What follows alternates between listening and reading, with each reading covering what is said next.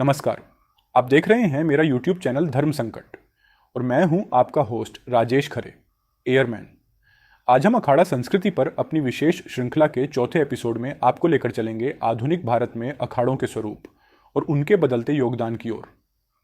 इस एपिसोड से पहले के 3 एपिसोड्स में हमने देखा था कि अखाड़े की स्थापना कब और क्यों हुई और 8वीं शताब्दी के बाद से स्वतंत्रता संग्राम और आक्रमणकारियों से लड़ने में इनकी क्या भूमिका रही। यदि आप इन प्रकरणों से चूक गए हैं तो कृपया विवरण देखें और एक एक करके जानें कि कैसे अखाड़ों ने सनातन धर्म की रक्षा करने और हमारी समृद्ध संस्कृति को आक्रमणकारियों और ब्रिटिश शासकों से बचाने में महत्वपूर्ण योगदान दिया। हम इस विशेष एपिसोड में अखाड़ा संस्कृति पर चर्चा कर रहे हैं, जिसे हम इस पॉडकास्ट के माध्यम से आपके सामने ला रहे हैं।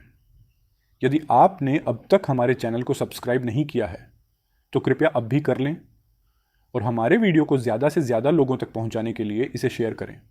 चलिए आज के एपिसोड की शुरुआत करते हैं। 1947 में भारत की स्वतंत्रता के बाद अखाड़ों को अपनी परंपराओं को नए रूप में ढालने की जरूरत महसूस हुई। मुगल और ब्रिटिश काल के दौरान धर्म रक्षा के लिए जाने जाने वाले अखाड़े अब अध्यात्म शिक्षा और समाज कल्याण की ओर अग्रसर हुए। ये धर्म और संस्कृति को जीवित रखने के साथ साथ नई पीढ़ी को जोड़ने का माध्यम बन गए। आधुनिक समय में अखाड़ों ने योग और अध्यात्म के प्रचार प्रसार में महत्वपूर्ण भूमिका निभाई। दशनामी परंपरा के संतों ने योग और ध्यान को विश्व मंच पर पहुंचाया। स्वामी विवेकानंद और परमहंस योगानंद जैसे संत अखाड़ा परंपरा से जुड़े हुए थे, जिन्होंने भारतीय योग को विदेशों में लोकप्रिय बनाया। कुंभ मेला अखाड़ों की शक्ति और संगठन का सबसे बड़ा प्रदर्शन है। हरिद्वार, प्रयागराज, उज्जैन और नासिक में आयोजित होने वाले कुंभ मेले में अखाड़ों की भव्यता देखते ही बनती है। शाही स्नान की परंपरा अखाड़ों के महत्व को और भी बढ़ा देती है।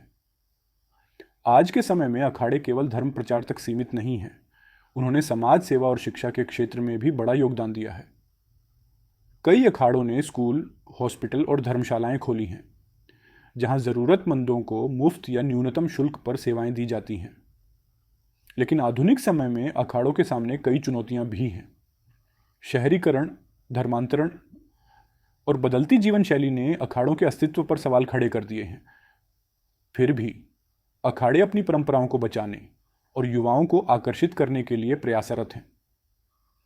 आधुनिक समय में अखाड़ों ने न केवल खुद को बदला है, बल्कि धर्म और समाज की दिशा तय करने में भी महत्वपूर्ण भूमिका निभाई है।